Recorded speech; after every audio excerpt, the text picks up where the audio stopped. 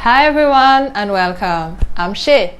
Today's lesson is about digestion and absorption.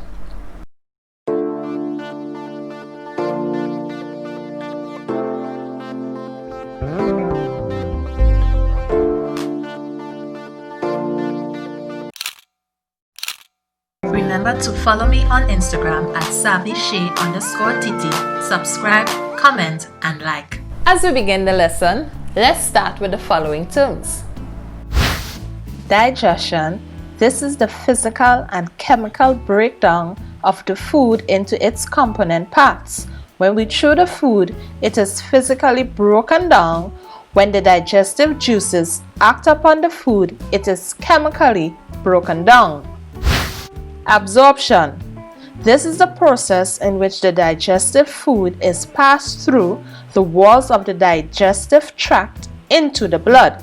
The digestive tract or alimentary canal is really a tube that begins in the mouth and ends at the end of the anus.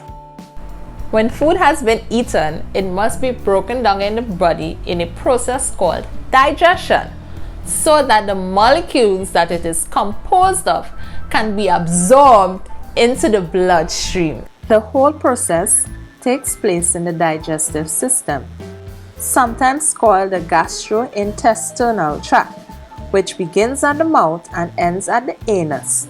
It consists of various organs and tissues, each with special functions. Digestion and absorption occur by both physical and chemical means. Physical breakdown of foods means that food must be small enough to swallow and is first broken up, masticated in the mouth by the action of the teeth and jaws. The muscular action of the stomach also reduces the size of the food particles. The chemical breakdown of food means that during digestion, a variety of chemicals or digestive juices are produced.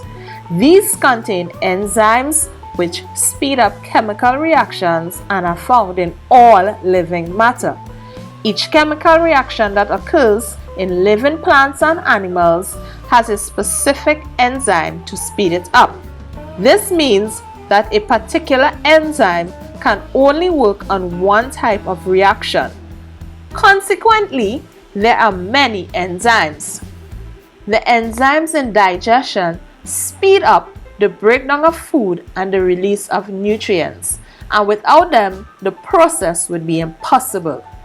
In order to enable food to move through the digestive system, mucus is produced. This lubricates the food and the membranes of the system, which enables the food to move easily. The muscular walls of the various parts of the system push the food along by means of regular contractions, known as peristalsis. Let us follow the course of the physical breakdown of food down the tract. Step 1. In the mouth, the food is chewed or masticated by the teeth and moistened by the saliva. It is most important that our teeth and gums are kept in a healthy condition so that the food can be properly chewed. Saliva is produced by the salivary glands situated under the tongue and at the back of the mouth. 2. The moistened and chewed food is formed into a ball by the tongue and pushed down the esophagus into the stomach. Step 3. In the stomach, the food is mixed with gastric juice, which is produced in stomach walls. The juice contains hydrochloric acid, which helps to kill most of the germs that may have been present in the food. It also contains the enzyme pepsin and in children renin, which act on some of the proteins. 4. In the duodenum, there are 3 important juices that are poured into the tract. 1. Bile, 2. Pancreatic juice, and 3. Intestinal juice. The bile is manufactured by the liver and stored in the gallbladder. It acts on fats, breaking them down into tiny droplets. Pancreatic juice. This comes from the pancreas. which contains a number of enzymes that acts on fats, proteins, carbohydrates, breaking them down into simpler substances. Intestinal juice. This is produced in the walls of the small intestines itself, which completes the work of digestion of several nutrients. And step 5, the remainder of the food that cannot be further broken down passes on to the large intestine or the colon. Fiber is a form of carbohydrates, and in food from plants it is called cellulose. Cellulose from the cell walls of plants, the bran layers of cereals, the husk of beans and peas, and the skin, seeds and pit of fruits and vegetables are mostly cellulose. Our bodies cannot digest fiber, that is, break it down chemically, so we can obtain no nutrients from it.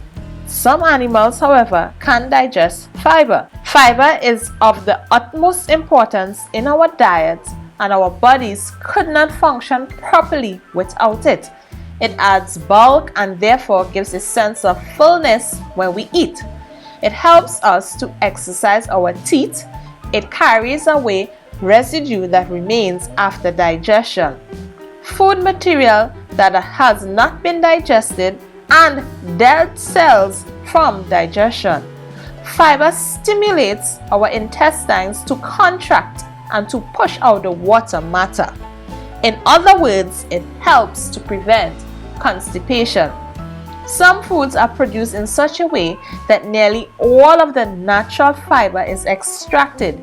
A diet made up entirely of refined foods such as white sugar, white rice, refined wheat flour can cause ill health.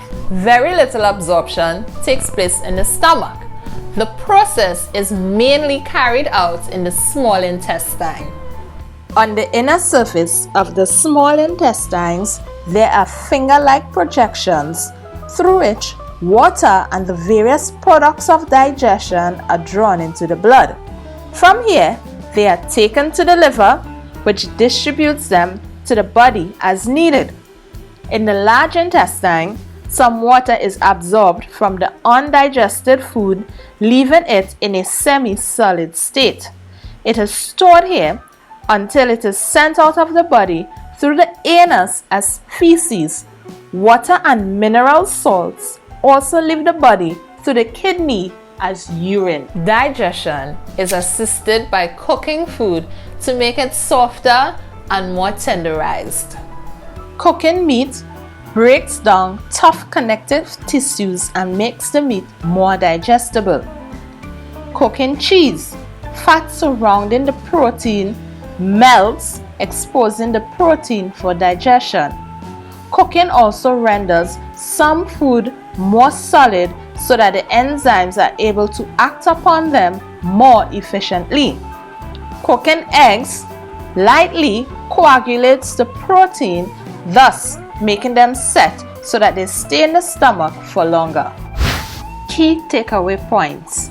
Food is ingested through the mouth and broken down through chewing. Food must be chewed in order to be swallowed and broken down by digestive enzymes. While food is being chewed, saliva chemically processes the food to aid in swallowing. Medications and harmful or inedible substances may be ingested as well. Pathogens such as viruses, bacteria, and parasites may be transmitted via ingestion, causing diseases like hepatitis A, polio, and cholera. We have come to the end of the lesson today. Thank you so very much for watching, and do remember, every day you learn, you grow. So keep learning and you'll keep growing. Bye for now.